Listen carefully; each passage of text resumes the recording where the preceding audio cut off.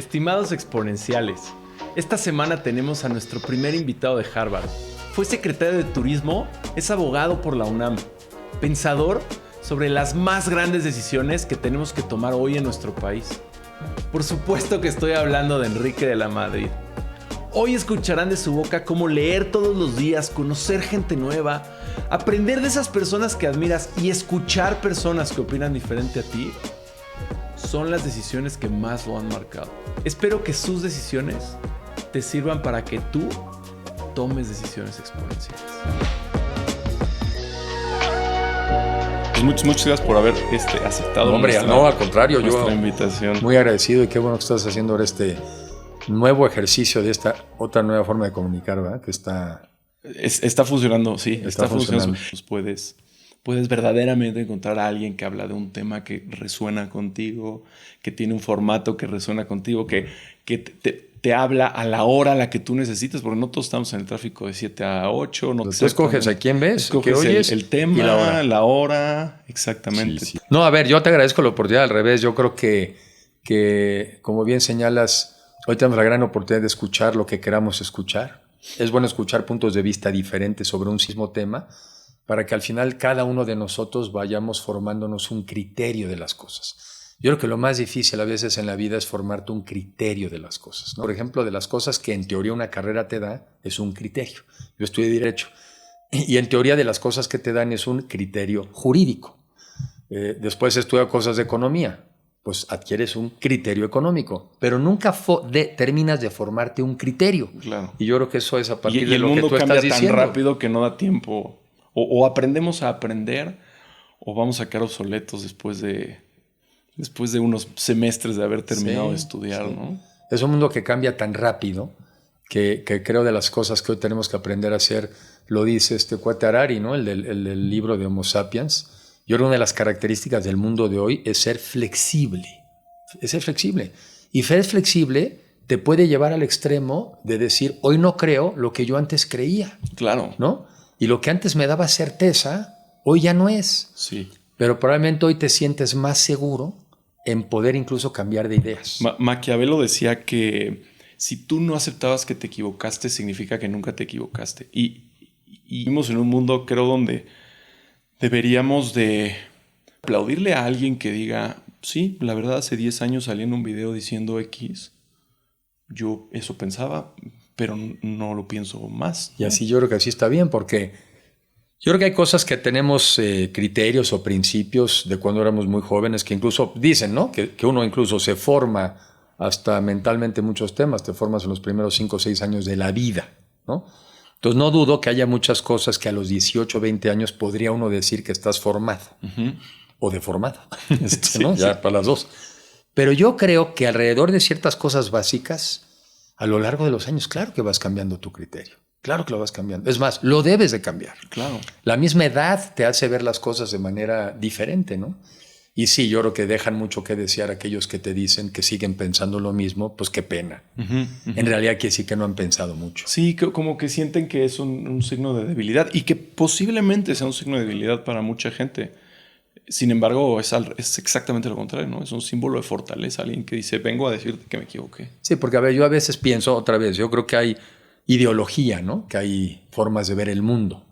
Pero a veces pienso que quienes se esconden detrás de la ideología en realidad es por falta de ideas. Por definición tienes que cambiar las ideas, ¿no? Claro. O sea, si cambia el conocimiento en el mundo el día de hoy con una velocidad exponencial, ¿no?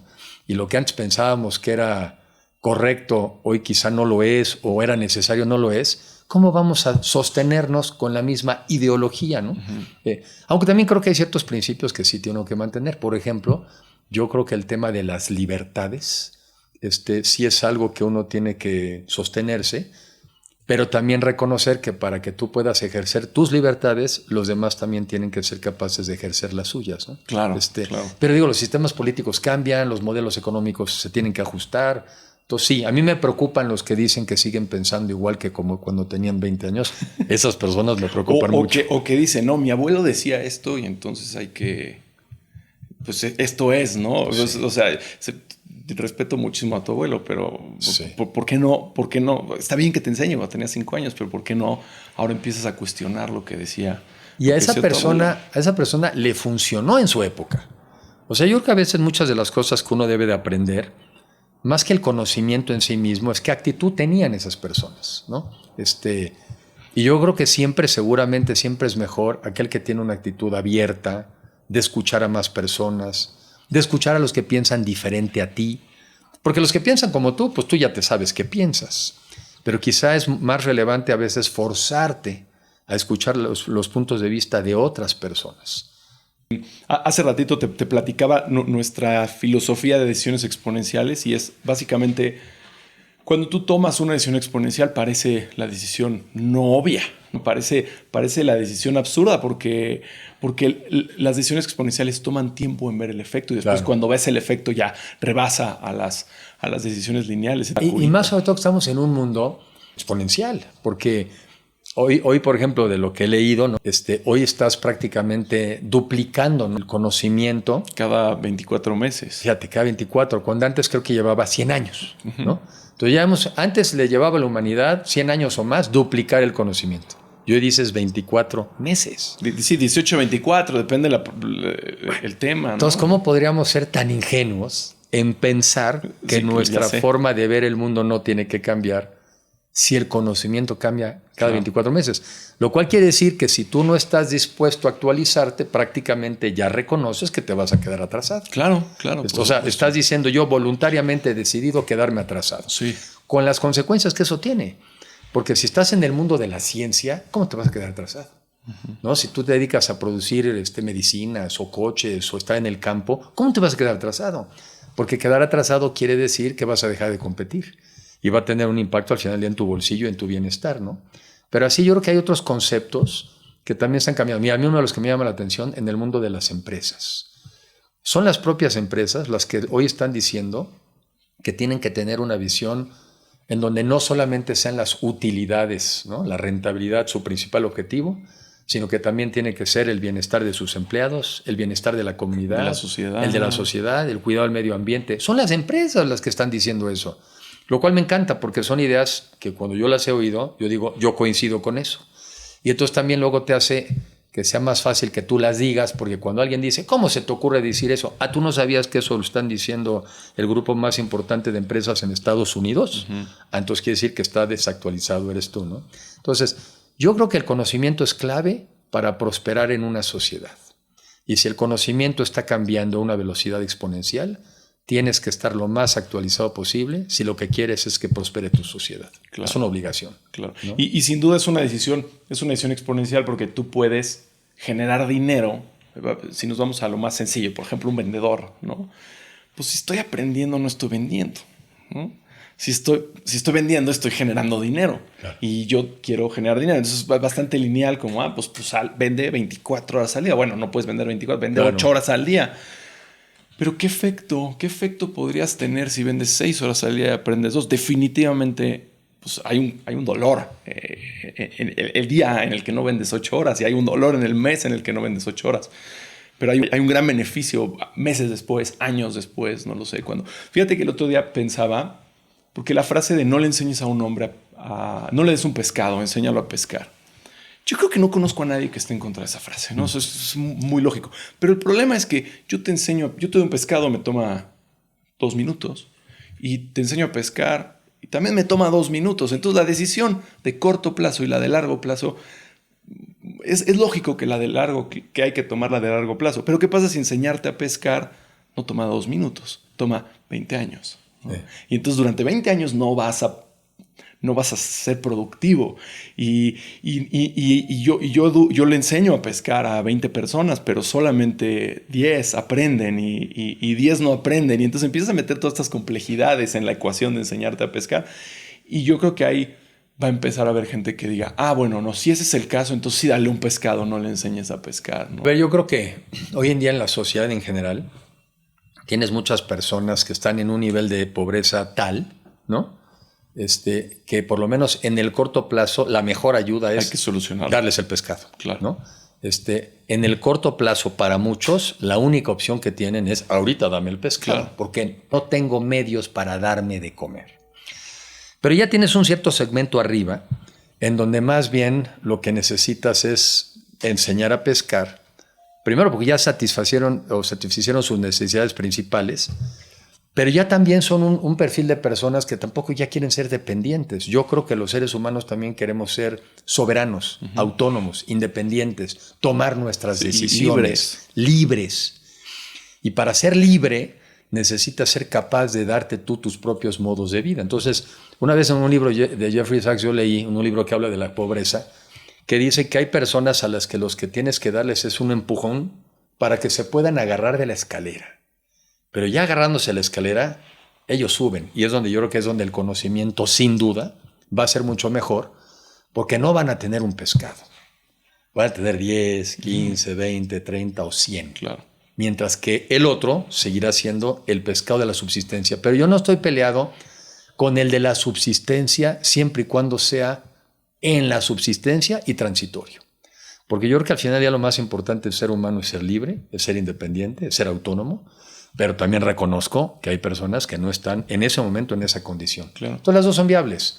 Dale un pescado a quien lo necesita en ese momento porque es de vida o muerte, pero no cabe la menor duda de que no te puedes quedar con la ilusión de que vas a vivir de un pescado toda tu vida.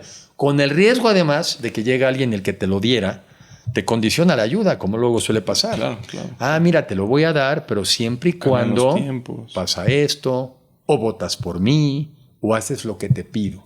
Y de hecho, el concepto de libertad también creo que está medio mal, porque la gente dice, bueno, si yo me despierto todos los días en una casa, soy libre, no puedo votar, soy libre.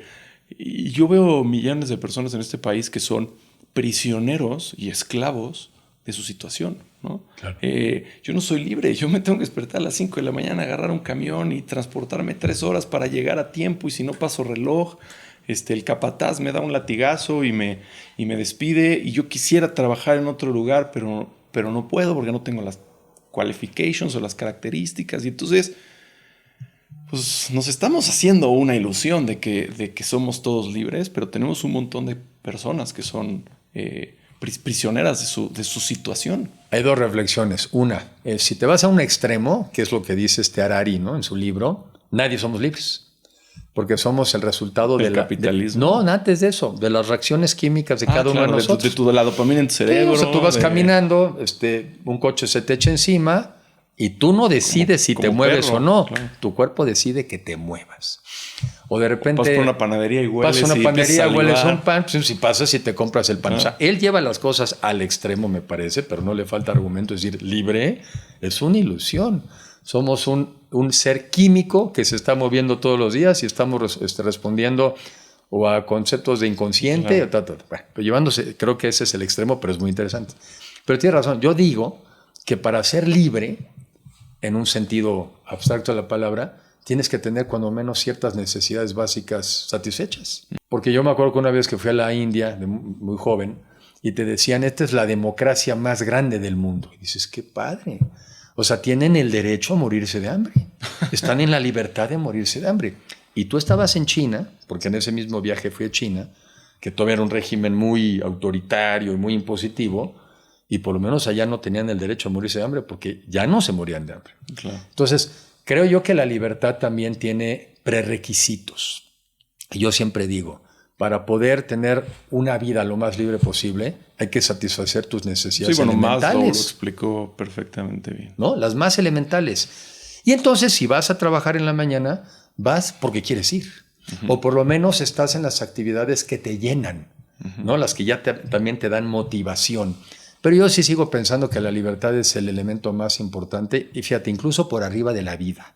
Y dirán, no, ¿por qué? Sí, quien da la vida por la libertad de los demás o por ganar su libertad o por hoy en día tienes tener más libertad. Tienes la figura hasta de la eutanasia, que es tener la libertad de quitarte la vida. Entonces creo que la libertad sí es el valor, a mi juicio, quizá más importante, pero con una reflexión. Tenemos que buscar que los demás también estén en libertad para que nosotros podamos disfrutar la nuestra. Entonces, eso también nos lleva como una sociedad más corresponsable, más solidaria, más empática.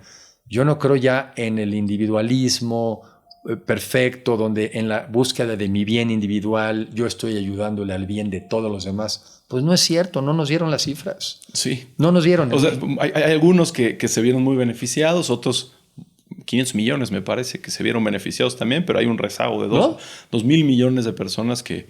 Ya lo aterrizas al caso mexicano, pues tienes 50 y tantos millones de personas en pobreza.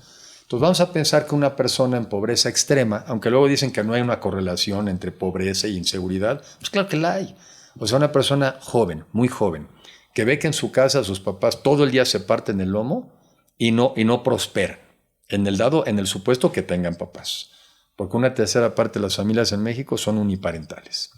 Y tú mismo asumes que no tienes un futuro ni tienes posibilidad de salir adelante. Pues yo creo que sí, te condiciona eso de alguna manera, pues, sumarte a las filas del crimen, claro. Organizado o desorganizado. Y cuando no tienes opción. ¿No?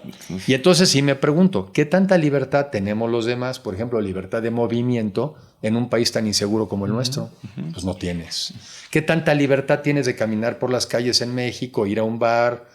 No te va a pasar nada en el bar y regresas a tu casa y no te pasa nada. Bueno, fíjate que hace un momento que tocaste el tema de China, yo recuerdo cuando era chiquito que China estaba tomando ciertas decisiones que eran polémicas y México estaba tomando ciertas decisiones que eran polémicas.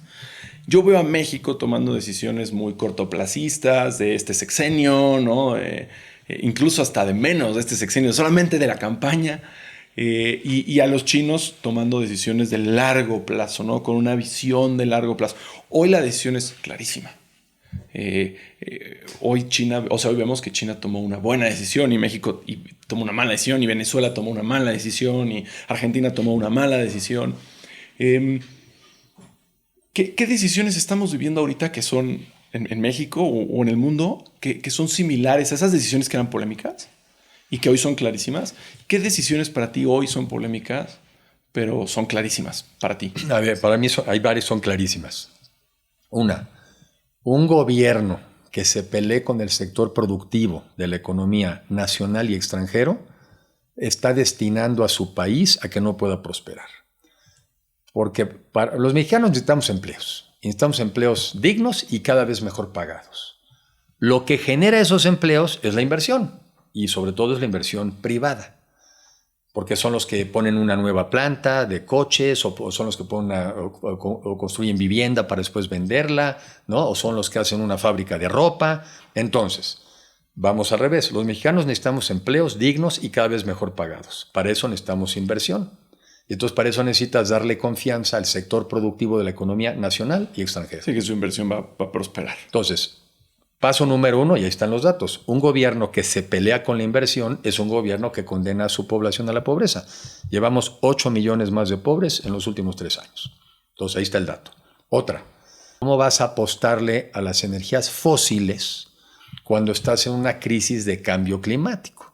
Un poco antes de que muriera Mario Molina, en una entrevista que le hice yo para la revista del TEC, me dijo, Enrique, este es el problema más grave de esta generación, el cambio climático. Subí hace 15 días a la cima del Iztaccíhuatl, ¿no? Vimos. Y fuiste todos jóvenes, ¿no? Todos eran chavos. Todos eran mucho más chavos que yo. Yo les duplicaba a todos por lo menos la edad. Y entonces, por un lado, maravillosa la experiencia. Te sientes muy bien. Una vista increíble. Pero el otro drama. Ahí había 11 glaciares. Había.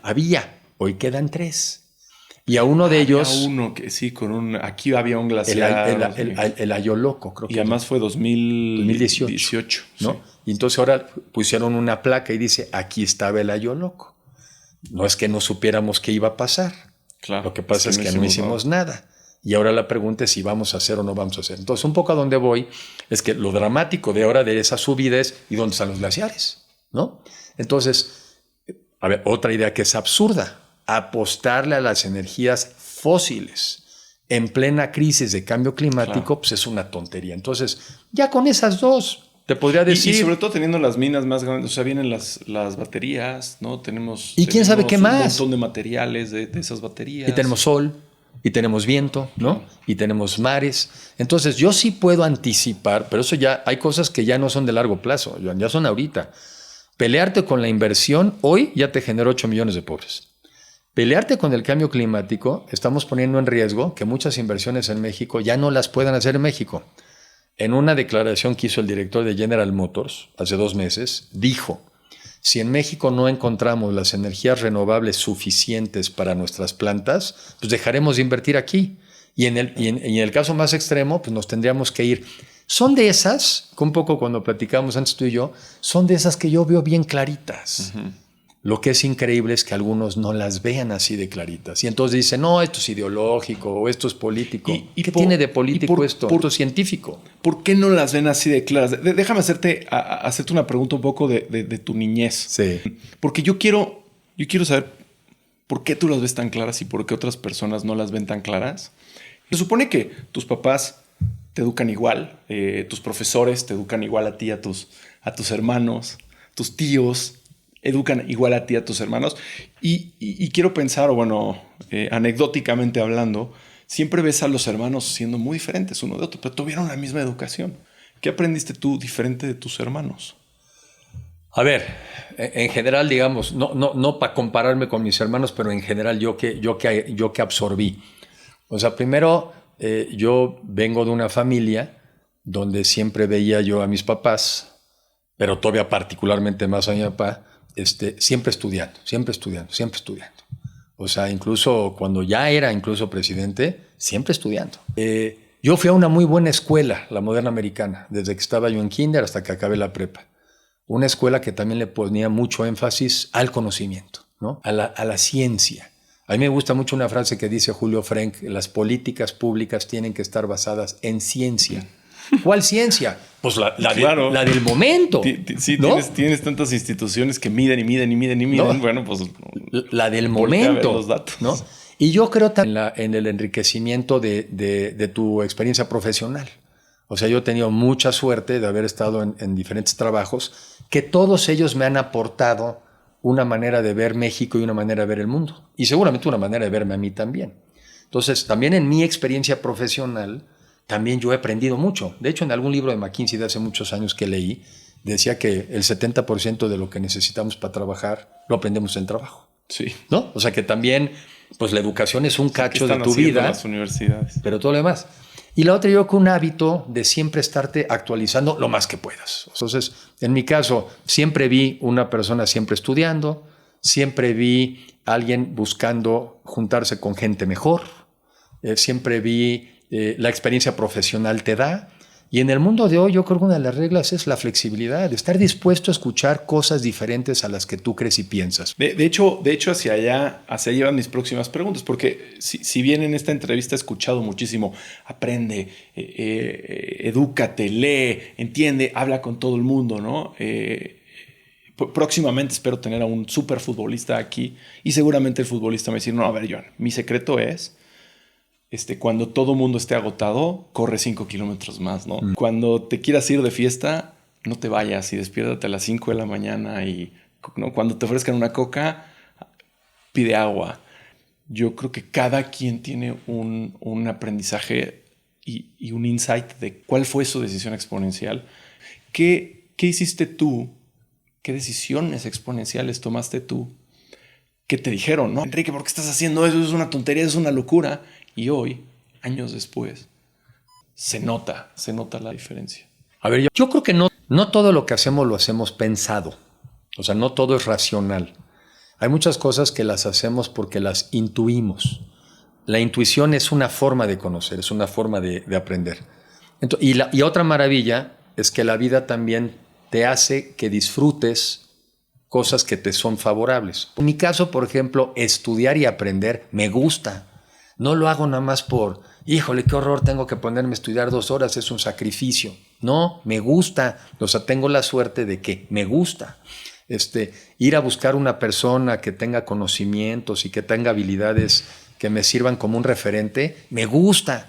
O sea, tengo la suerte de que me gusta hacer eso.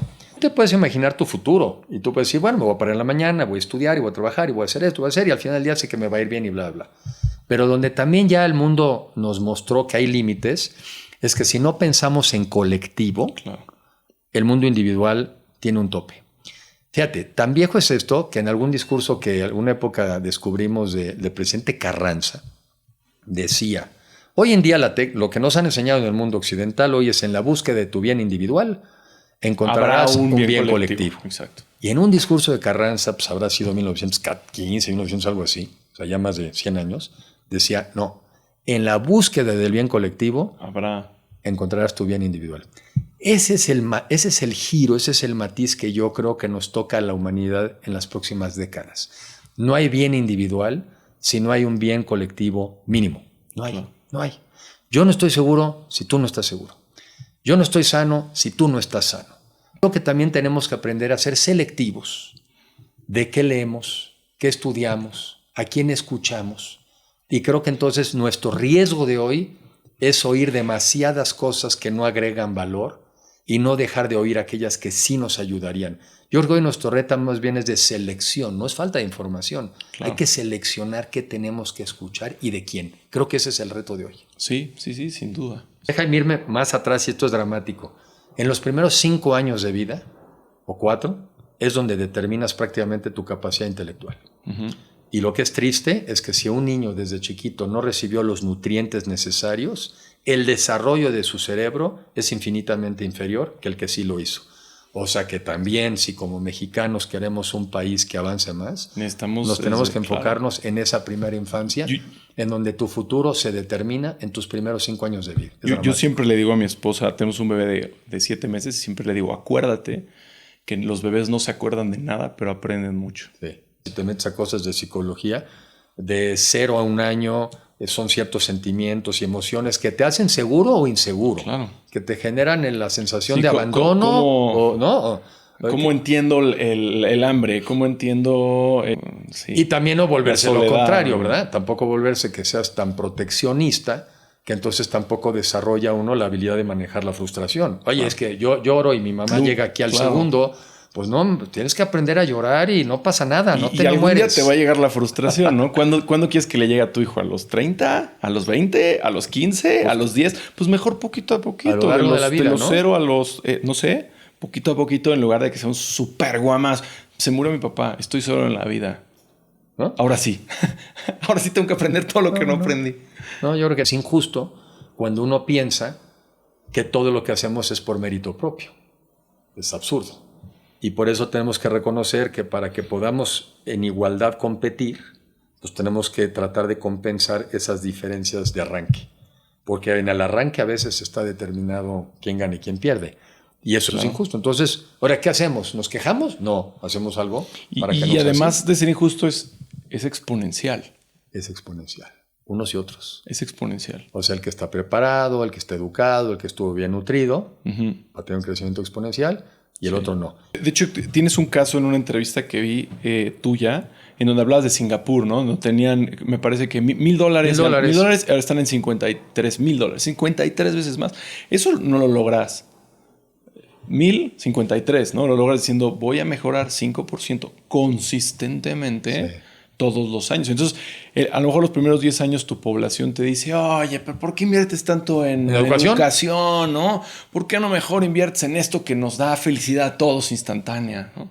Espérate, vas a ver, confía en mí, ¿no? Sí. Y el siguiente año, oye, pero ¿por qué invertiste tanto en una relación con los chinos que están aquí arriba que ni nos caen bien y tú estás ahí? Espérate, confía en mí, ¿no? Y entonces cuando haces en inglés dice compounded, ¿no? Cuando computas ese 5%, de repente te das cuenta y dices, estos cuates lograron multiplicar por 53 o 52 en 40 años. En 40 años. En una generación. Bueno, 40 años son 1.5, ¿no? 2 generaciones. Sí. En 2 generaciones lograron hacer. Seguramente hubo muchos que dijeron, no, ¿por qué te gastas nuestro dinero en educación? ¿Por qué te gastas nuestro dinero? Este puerto es mucho más grande de lo que nosotros necesitamos. Claro, ¿Por qué? Claro. ¿Por qué haces un puerto tan grande, no? Sí. Porque yo creo que dentro de 40 años vamos a hacer la salida hacia... Pero estoy seguro, porque yo me leí el libro de Lee Kuan Yew, un tomo así, pero no tiene desperdicio. También digo que en el México de hoy no es un tema de buscar un iluminado. Es buscar un líder de líderes, porque de lo que se trata es que la mayoría de la gente comparta la misma visión.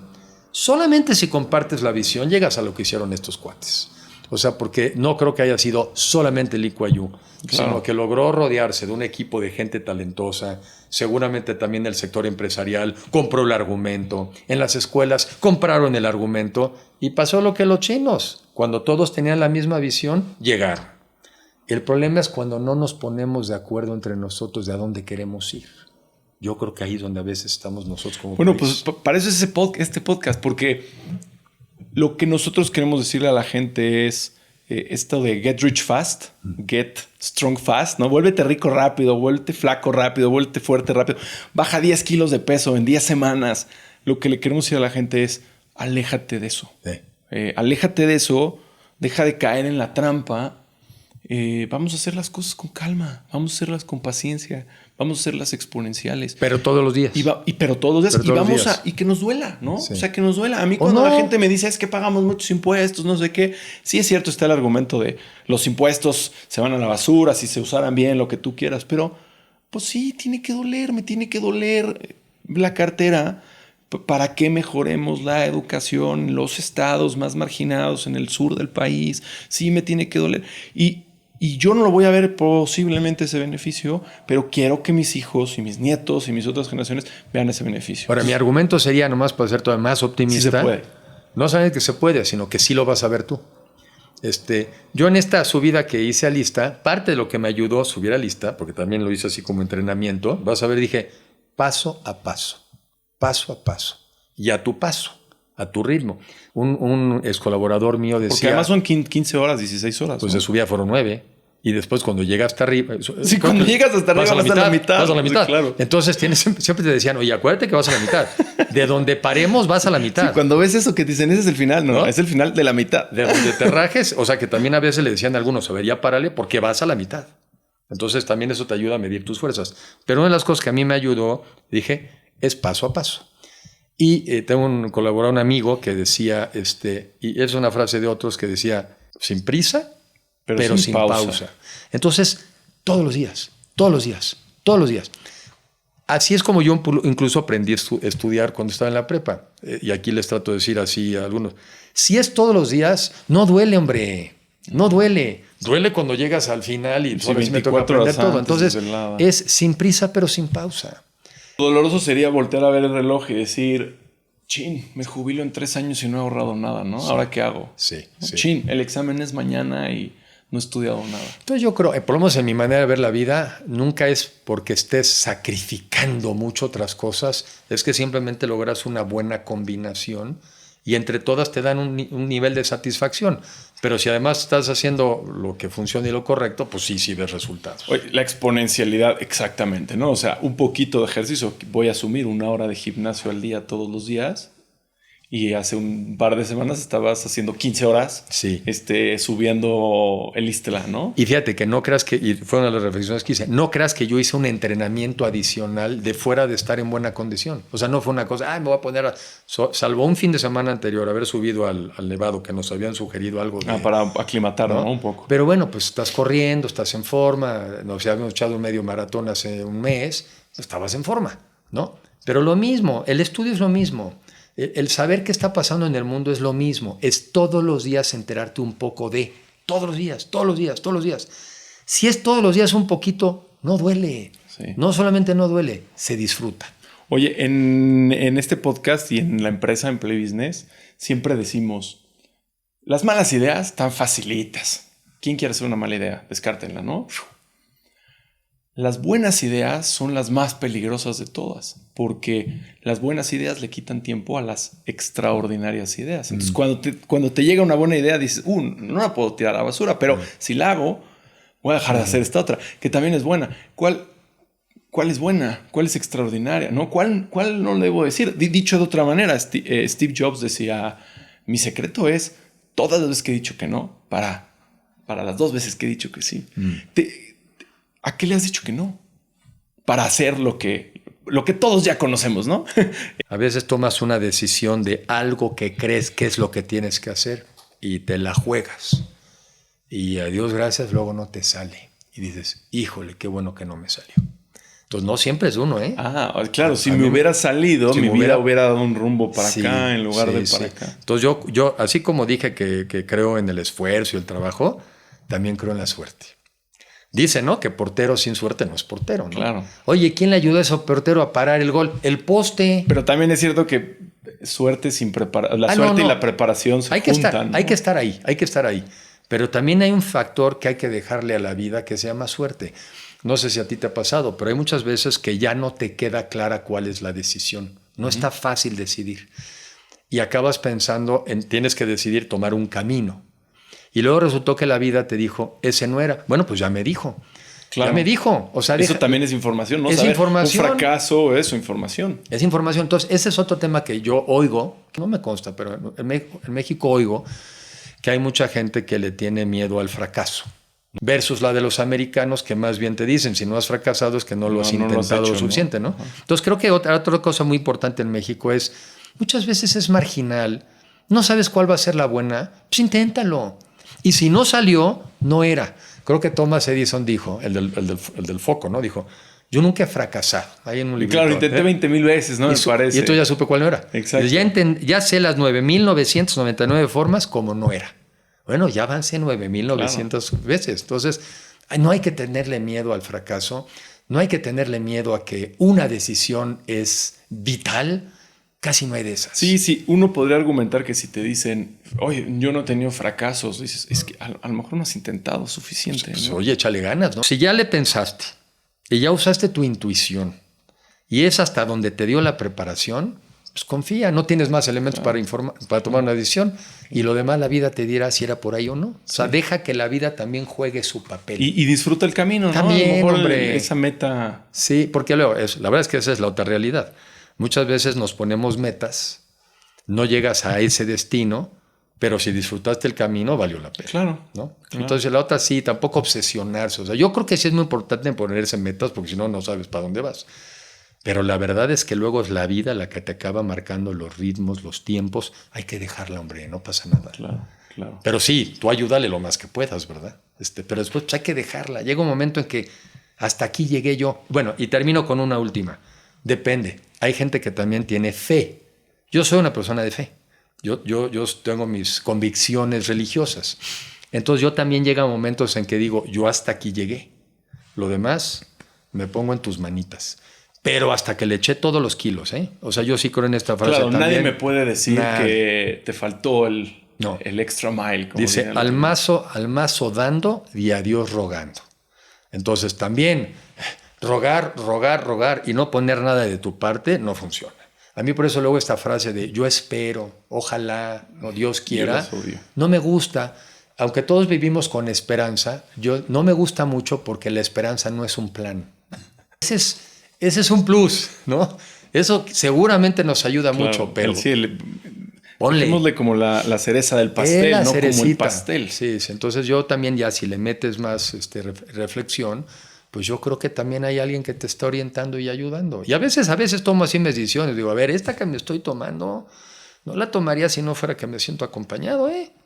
Claro. O sea que aquí vamos juntos. Y en algunos casos, y no quiero indagar mucho, pero en algunos casos el acompañamiento viene de una también familia sólida, pues ¿no? De un grupo de amigos. A veces es sencillo ver a gente como Jeff Bezos decir... bueno, renunció a su super trabajo, los papás le pusieron $100,000 y claro, construyó la empresa más grande del mundo, pero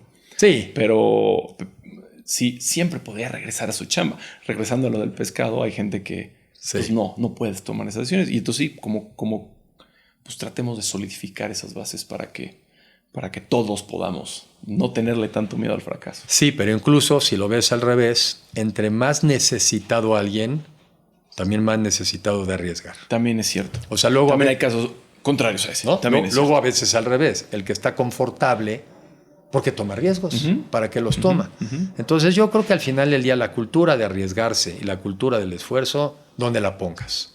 O sea, el argumento es este. El que tiene necesidad, pues tiene que ser de la cultura del esfuerzo, porque no le queda de otra. Pero la cultura del esfuerzo también viene... El otro día lo puse en un mensaje, ahí se me ocurrió, de este deseo de maximizar nuestro potencial como seres humanos para el beneficio de uno y de nuestra comunidad. Y ese deseo no depende de tu nivel económico. O sea, el deseo de maximizar tu potencial como ser humano en beneficio de uno y de tu comunidad, y hoy diría yo hasta del mundo, eso en sí mismo ya te da para tener una cultura del esfuerzo. Sin duda, ¿no? Sin duda. Enrique, cerrando un poquito el podcast, ¿a quién admiras que tú conozcas personalmente y que nosotros también conozcamos? Bueno, a mí me gusta últimamente, hay muchas personas y seguramente sería injusto, pero últimamente veo mucho también como referente el caso de Obama, ¿no? Una persona, fue una persona que venía de un origen sencillo, ¿no? Negro en Estados Unidos, una situación racial muy compleja. ¿Y qué lo detonó? La preparación, ¿no? Su educación. Y después también se combinó con una mujer también muy preparada, muy inteligente, y se la jugó. Y la gente yo creo que lo siguió porque vio en él lo que ellos aspiraban y querían ser. Y después me parece que es un tipo brillante, cómo se expresa, cómo habla, cómo comunica. Entonces digo, así si me dices ahorita, un referente a veces estar viendo, es Obama.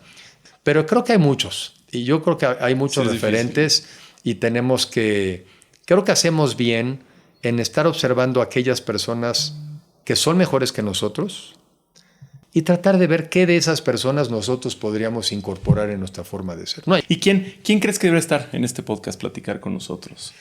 Yo creo que hay que traer mucho joven y también yo creo que invitar a algunas personas que te platiquen sobre el contexto internacional, porque yo soy un convencido de que el mundo de hoy nos es favorable a los mexicanos si lo sabemos aprovechar. ¿Cuál es, ahora que dices eso, cuál es la mejor inversión que has hecho en tu vida? Y no me refiero necesariamente a monetariamente, ¿no? A una acción de una empresa, ¿no?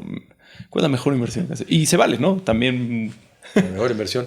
Pues a ver, yo creo que la mejor inversión es trabajar en uno mismo, formar una familia, a que tú le das herramientas y valores para que también cada quien sea lo que quiere ser, ¿no? O sea, a mí realmente lo que para mí vale no es nada más el tema de que, bueno, siempre nos estaremos acompañando, que bueno, si se puede lo deseas, pero más bien que tú le transmitas habilidades y herramientas para que cada quien llegue a ser quien quiere ser. No. Y yo creo que en el México en el que estamos hoy, a muchas personas nos toca ser más, en ese sentido, más generosos. ¿Para qué? Para que otras familias también tengan las habilidades y las capacidades para ser quienes quieren ser. Uh-huh. Yo así lo veo. O sea, ahí es donde digo que... Mira, todos tenemos el mismo sueldo, 24 horas al día. Y hoy nos diste lo más preciado que nos puedes dar, que es tu tiempo. Oh, muchas gracias. Así que a nombre de todos los que nos escuchan y personalmente te agradezco infinitamente el haber estado aquí. Sabemos el valor del tiempo y por eso te lo agradecemos. No, pero al revés, yo creo que un tiempo que compartes hoy vale más, ¿no? O sea, sobre todo si lo que uno lograra decir y que digamos en este programa y los que tú estás teniendo, si algo de lo que uno logra decir a alguien le sirvió a tener un mejor nivel de vida. Sí, si una persona que escuchó aquí se llevó yo quiero ser como Enrique y voy a leer más y voy a estudiar más, ¿no? Hicimos nuestra chamba. O veo que a él le funcionó y yo voy a hacer esto que para que sea yo quien quiero ser, uh-huh. ¿no? Pero yo creo que hoy en día estamos en esa necesidad y volviendo a lo mismo. Si los demás no están bien, nosotros no estamos bien. Si los demás no están seguros, nosotros no estamos seguros. Entonces, invertir en los demás es también invertir en uno. Muchas gracias. Gracias a ti.